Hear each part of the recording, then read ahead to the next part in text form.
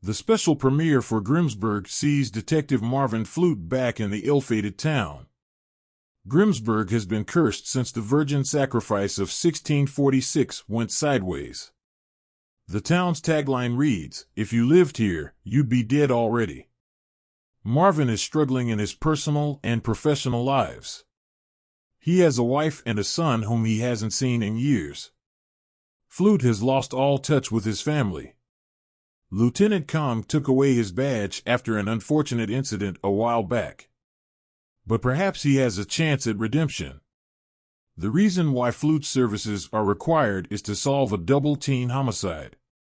We see the gruesome murder at the beginning of the episode. Abigail and Marcus are butchered by a man with a chainsaw in the woods, or at least that is what we think initially. Flute's crime mind reveals what actually happened. You see, the killer cuts off Marcus' head, but Abigail manages to escape. She tries to flag down a truck driver, but he misconstrues her cries for help as her doing jumping jacks in the middle of the night. As incredulous as that sounds, Flute keeps following his instincts until he reaches an opening in the woods. Flute finds a note from the killer and Marcus' head in a block of ice. He has the girl, and now Flute must track him down with a new partner. Flute is forced to pair up with a cyborg, Summers, whom the diligent engineers gave new life after he was involved in a horrible accident. The pair quickly discovers tracks of a Kubota truck that was used to carry the block of ice. Find the Kubota, find the killer. Harmony, who is a reporter, shows up at the scene. The detective cannot share details as it is an active investigation. But he does promise to make the most of his time back in Grimsburg. His son, Stan, hesitantly mentions the annual father-son dance, and Marvin jumps at the opportunity to play the present father. Stan and his imaginary friend, Mr. Flesh, have secretly planned to bring his parents together, and the dance is the first step. Flute, Summers, and Kong reach the coroner's office. Winona, who is the coroner, greets Flute. She apparently has a crush on Kong, making a flirtatious remark. As Marcus' body is still off-gassing, Flute discovers a flute from inside his body. The killer is clearly trying to make contact with him, but what's the next step? Chief Stamos, who does not like Flute, reveals that Abigail is Mayor Dilke's daughter. She needs to be found before the opening of the new casino. Flute and Summers have their task cut out. First, they go to Stan's middle school to meet Flute's disgruntled former mentor, Dr. Rufus Pintos. Rufus is currently serving a life sentence after being put in jail by Flute. Due to a shortage of teachers, the city asked the doctor to work at the school in an innovative solution. Rufus recognizes the flute and concedes that it was stolen from his classroom a few days ago. Flute finds a casino chip near the window from where the thieves entered. They go to the construction site and meet Dilkes. The mayor looks uncharacteristically unfazed by his daughter's kidnapping. His sole focus is on the opening of the casino. Outside, Marvin and Summers spot the Kubota and a bespectacled old man. He runs on seeing Marvin, indicating that he might be involved in the crime. However, he manages to escape as Marvin remains distracted by Harmony and Rufy's thoughts. While at the station, Flute realizes midway through a conversation with Kong that he forgot about the dance. He rushes to the school, and we see Stan fighting tears, waiting for his father to show up.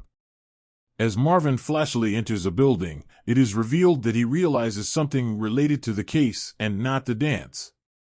The flute that was found in Marcus' body was attuned to the flat B note. Since the killer is a Britisher and they call apartments flats, it was a clue to his whereabouts. However, when they break the door down, they find the man frozen in a block of ice. While reading the killer's note, Marvin realizes he didn't show up at Stan's dance. Stan, whose eyes are gushing with tears, is escorted home by Pintos. Marvin is supposed to be embarrassed and heartbroken to have missed yet another important event in Stan's life, but he is clueless despite Harmony's help. He turns in his badge at the station to Kong. Stuart, Stamos' son, offers her notepad to Marvin to write something. It is at that moment Summers notices the missing front page from the pad. It has been torn off, confirming that Stamos is the killer since it matches the note they found in the flat. Marvin goes to the bar to drink away his sorrows. His mind wanders to his problems, and he once again fails to realize his mistakes. But Marvin does realize that Stamos is not the killer, because she doesn't believe in climate change, although, in all honesty, she probably should. Go green. Marvin points out that the notepad is recycled. It truly belongs to Stewart, who wanted to frame Stamos for the murder so that he could fulfill his wish of becoming a detective. Stewart concedes to the accusations and tries to run away. He draws his gun, but Marvin is able to strong-arm him.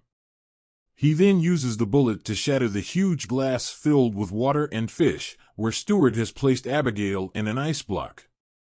Marvin saves her life and Kong offers him his badge back. But first, Marvin has to take care of the missed dance with Stan. They perform it in the casino itself as fish around them gradually die. The episode review. Grimsburg's pilot episode dwells mostly on established crime cliches, but has an interesting premise. John Hamm is undoubtedly the star of the show. For some reason, he sounds like he is trying to do a Will Arnett impression throughout the episode, but is not able to do it well. I am sure he will grow on us as the season progresses. There is a lot of information for a first-time introduction, but it is tied up well with Marvin's first investigation. It is unclear what the show's central identity is going to be. The part with Marvin and Summers' detective work needs a lot of attention. It is far from smart or razor-sharp execution that is very much needed given the genre's saturation. I did not like Summers too much. His characterization as a cyborg does not feel like the right creative choice.